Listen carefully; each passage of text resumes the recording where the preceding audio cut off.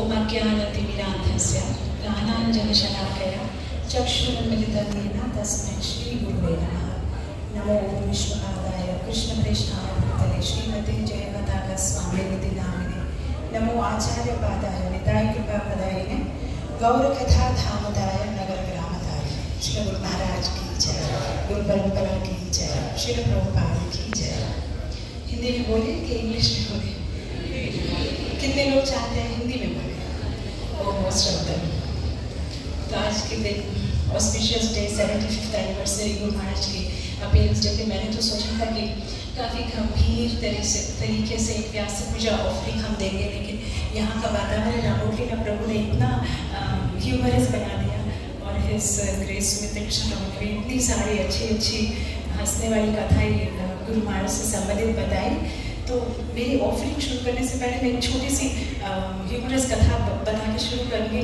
जब ये लोग बात कर रहे थे तो मुझे याद आया कि एक बार गुरु महाराज काफ़ी थके हुए थे और वे रेस्ट सो रहे थे और उन्होंने प्रसाद नहीं लिया था।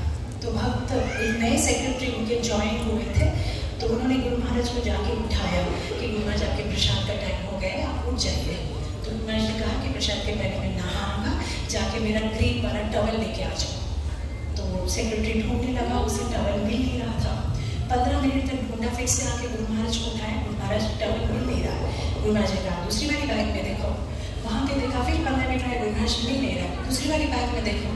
तो आधा 1 घंटा तक 1.5 आवर तक वो ढूंढता रहा। फिर पुराना सेक्रेटरी आया, बोला तुम क्या कर रहे हो? मैं गुरु महाराज का ग्रीन टॉवल ढूंढ रहा हूँ। बोला ग्रीन टॉवल जैसी कोई चीज़ है ही नहीं। उसका मतलब गुरु महाराज सोना चाहते हैं, इसलिए तुम्हें केवल कह रहे हैं कि ग्रीन टॉवल ढूंढो। तो बस ये जब बातें कह रहे थे तो मुझे याद आई ऐसी कितनी सारी, मतलब Guru Maharaj he is just amazing.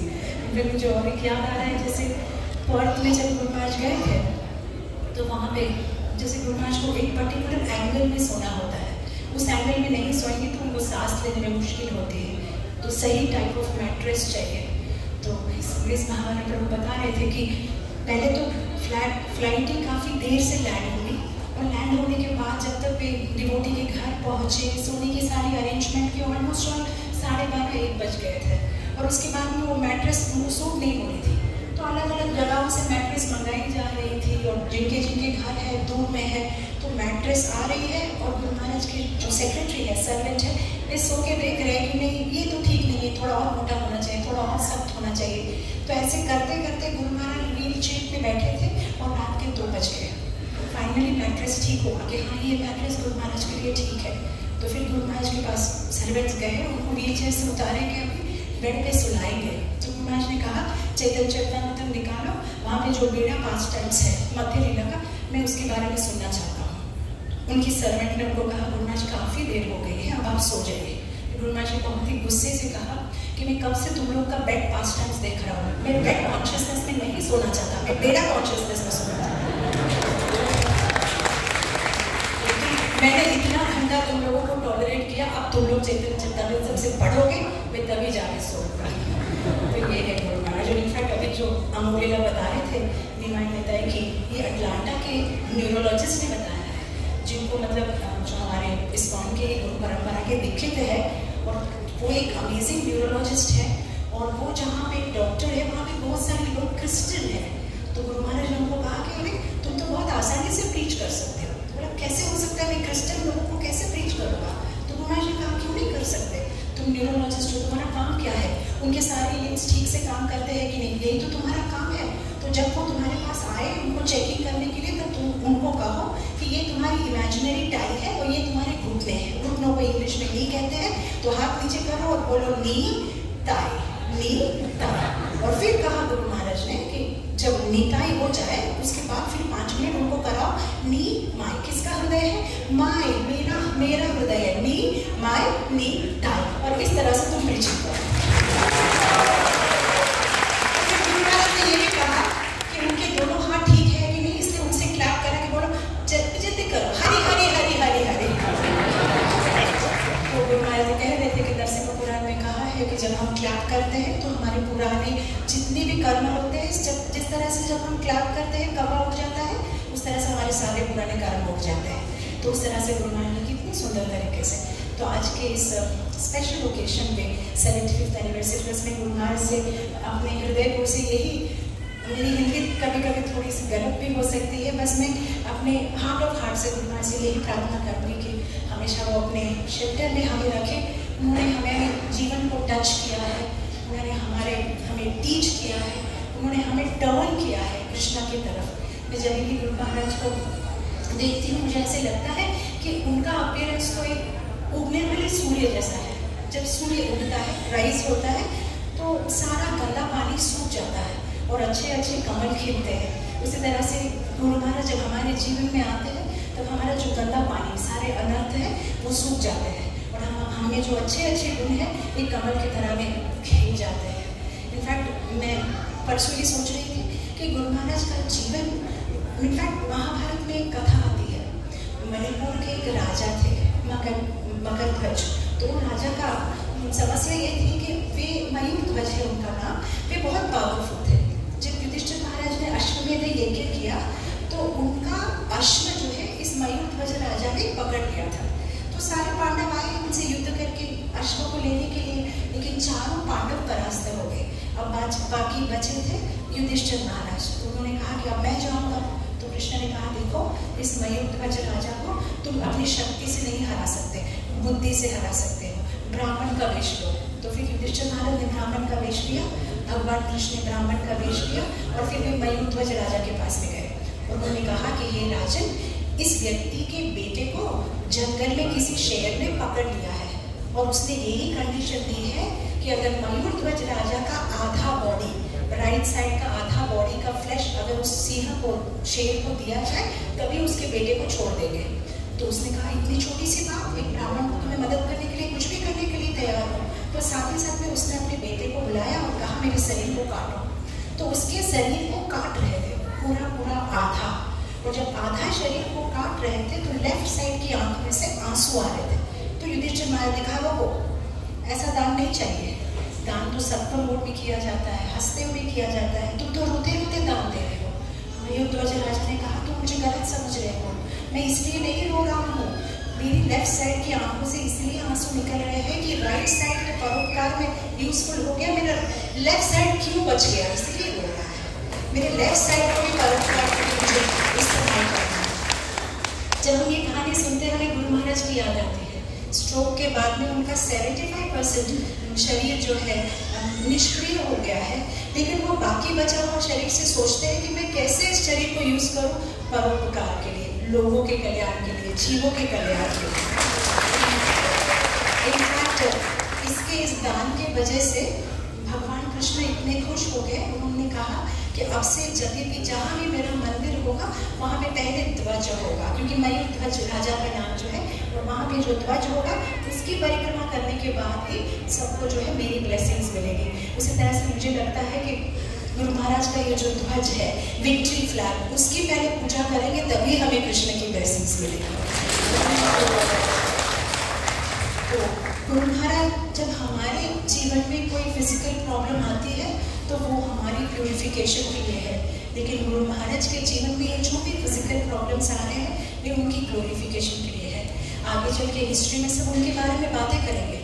जिस तरह से अब हम बोलते हैं रामानुजाचार्य को किसी ने अटैक किया था, मध्वाचार्य को किसी ने पॉइजन दिया था, जयदेव गोस्वामी के दोनों हाथ काट दिए थे, उसी तरह से गुरु महाराज के बारे में भी फ्यूचर में, हिस्ट्री में बातें होंगी कि कैसे उनको इतना फिजिकल प्रॉब्लम था फिर भी उन्हें कैसे प्रचार किया।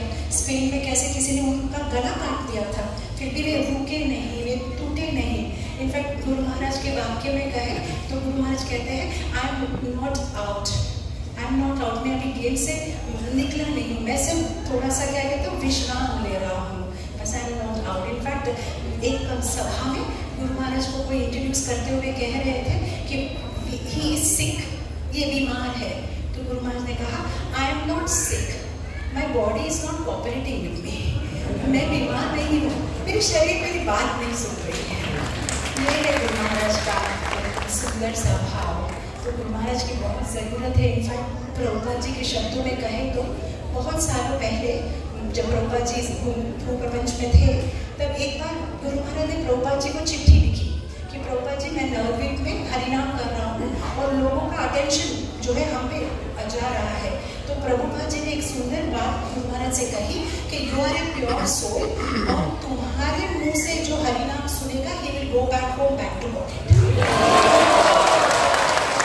ये श्रील प्रभुपाद के अपने वाक्य है। तो ये श्रील प्रभुपाद से गुरु महाराज को देखना, गुरु महाराज को प्रणाम करना। इनफैक्ट रथ यात्रा के बाद में एक बार प्रभुपाद जी जब रथ होता है, जो रथ के चक्के होते हैं, चक्के कहते हैं, रथ के काट को, व्हील्स को प्रणाम कर रहे थे, तो किसी ने कहा प्रभुपाद जगन्नाथ तो नहीं है रथ पे। तो प्रभुपाद ने कहा तो क्या हुआ, ये जो रथ चक्र है ये जगन्नाथ को कैरी करते हैं।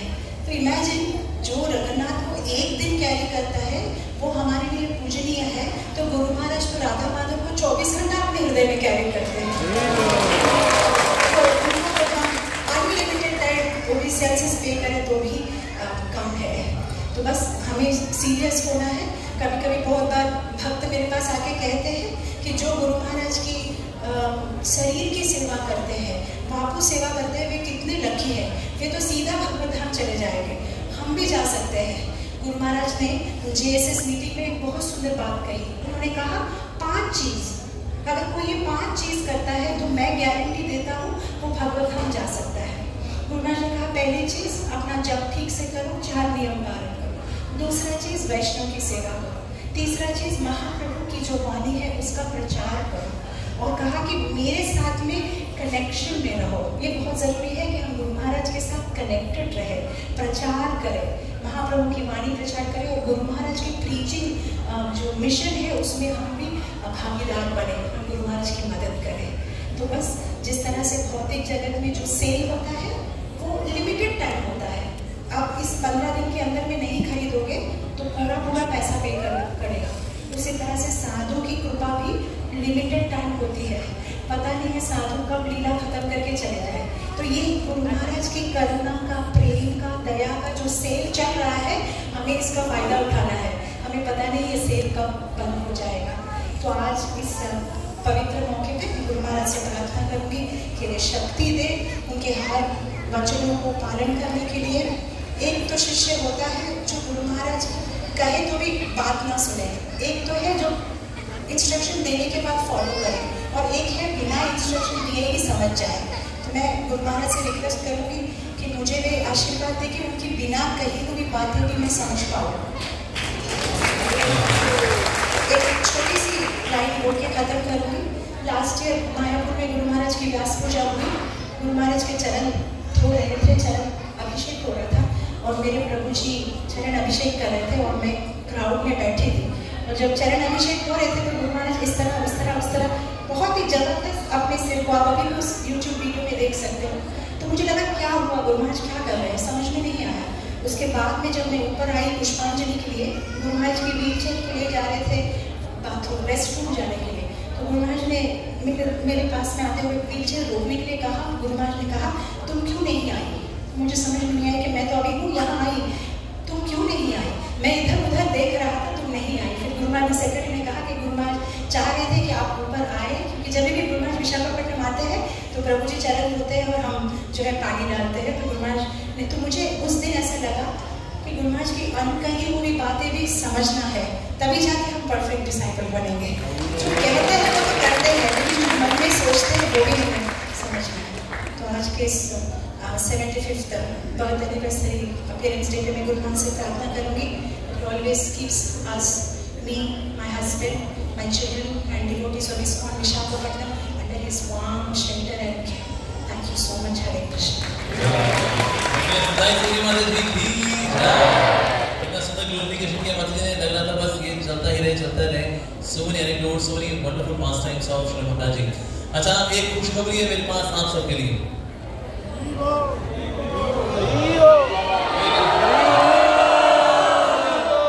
श्री जय पताका स्वामी महाराज हॉस्पिटल से ISKCON नोएडा की ओर निकल